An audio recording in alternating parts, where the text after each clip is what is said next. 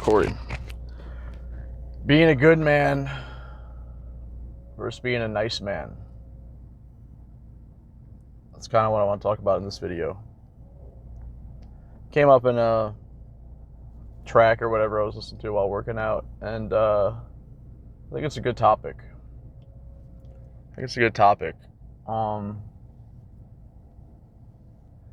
Because now in a society where it's increasingly more difficult and the lines have been increasingly blurred. Jesus, that was an hour on the Stairmaster. Damn, a little dizzy. I don't have my water, so bear with me here. I know I probably should get some water. What was I talking about? Oh yeah, the blurred line between that notion. It's like you could get away with being a dick, you know? It wasn't that big a deal. Because often guys who are dicks are also, can also be good men. And I think a lot of the good, we lost a lot of the good. We lost a lot of the good men. We lost a lot of the tolerance around men, boys, finding themselves through mistakes. And masculinity tends to manifest mistakes as, whatever would be deemed as toxic masculinity, or things that are, I realize I'm kind of reaching slippery slope here, slippery ground. I'm literally spitballing, but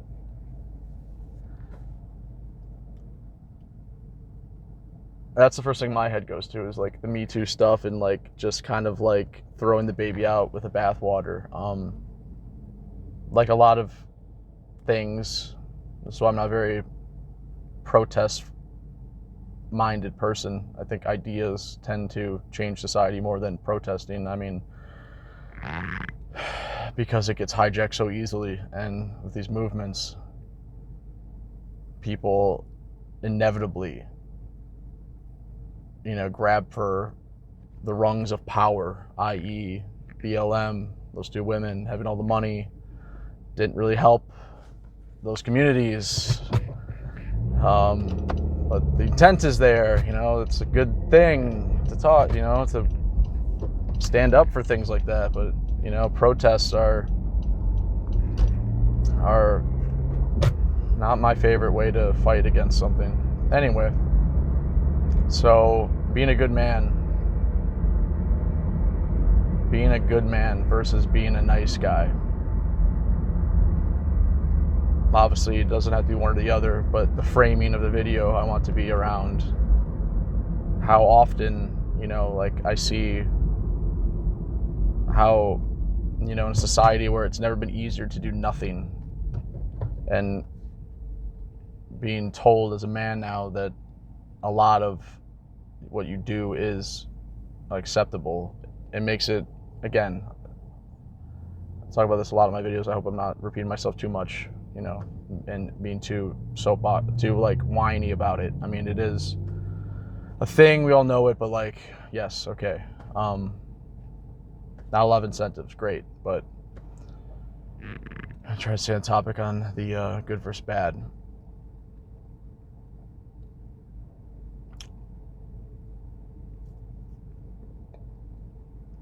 I think that, again, it comes down to boundaries and values, and how can a society be sustainable with men, by and large, not having values and boundaries and the ability to be a bad guy, quote unquote. Like, that is, to me, what it is to be a man. I mean, call me old-fashioned, and I'm not even that guy. I'm not that traditional guy. I'm not. But, yeah. To be a nice guy now is And again, I'm freaking dizzy, so this video might suck ass, so I apologize. But I'm posting all of them. We're gonna see what happens. So a man who is able to, you know, it comes down to, like, I don't know, man. Like,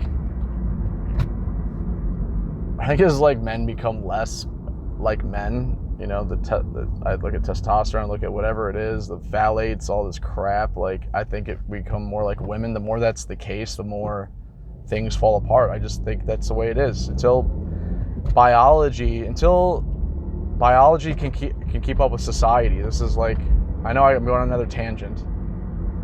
I guess it's just what I have to be like that. It's just how I am, I guess. So biology catches up with society. There's too many misalignments, i.e. masculinity being something that is like a not a landmark, but like a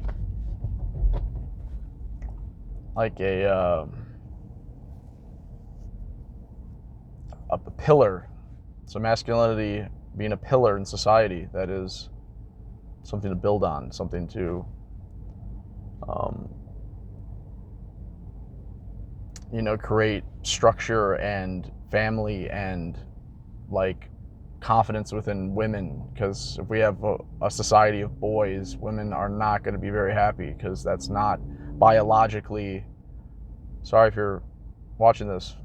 My therapist just kind of never had anything, never had any really arguments. I know we probably have very different views on things. Like most women and me, they just hate me,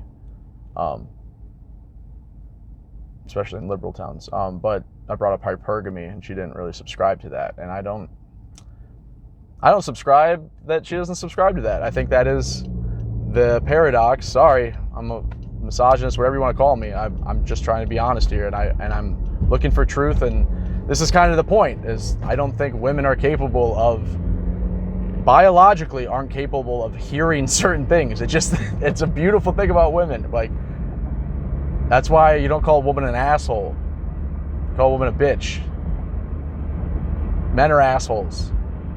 That's why usually it's not, the implications of that is like,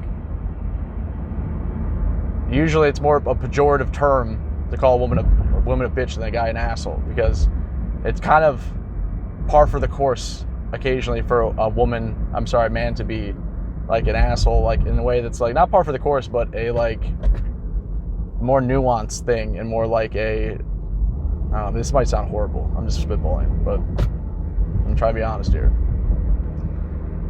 because we sometimes have to be, I don't know.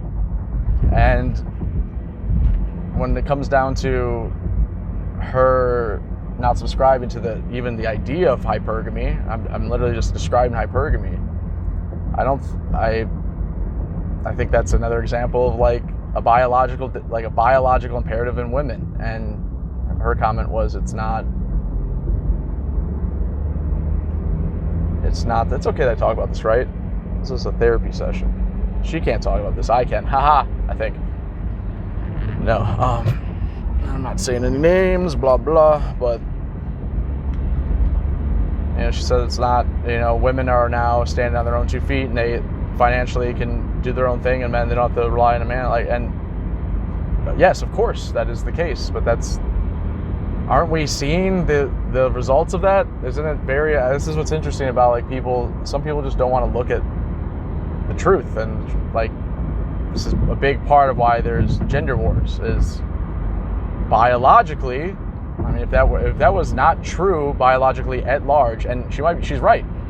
Well, not right, but I could try and strongman her argument into being right, and saying that yes, there are some, just like there are some of everything. Something that women just, I swear, women just don't want to. They all are like this, where they don't want to agree, they don't want to look at. And this is the beautiful thing about women. This is the agreeability. This is another. I think most women are like this. They don't want to look at the idea of the exception does not disprove the rule. The rule is women are hypergamous. And I don't even think there's an exception to that one. But I'm trying here.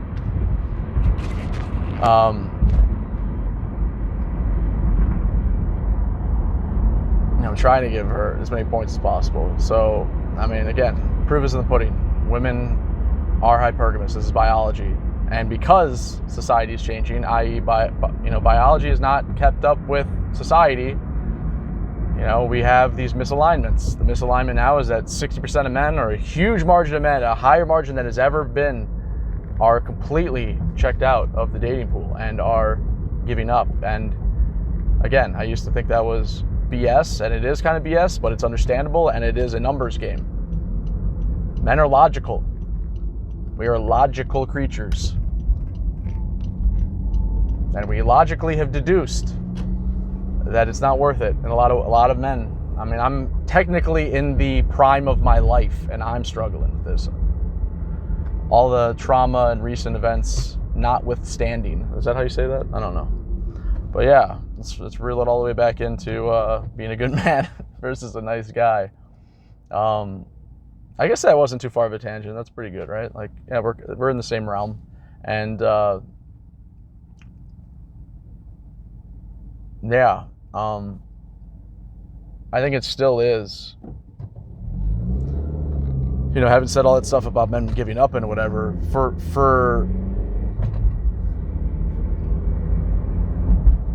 the sanity of a man, I think it's important to stay in your frame, and the women will come. And again, that's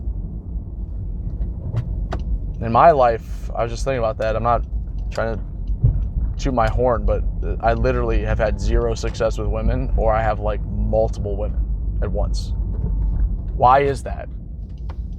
Because women are all the same. They can smell it on you. They can feel it. They know it is probably one of the most unconscious and like true things about the differences with men and women. Like these things that are like not discussed. Their body language, their vibration, I think there's smell. There's like a smell. If people talk about pheromones, that is like way under talked about.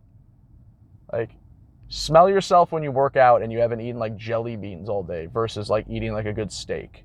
And like, it's mental too, not depressed. You can smell depression. I swear to God, my smell is different when I'm in a good mood. I swear to God, I'm eating good. Anyway, that was a little bit of a tangent, but here I am. I got some water. I'm going to pass out. So what does it mean? A good man versus a nice guy.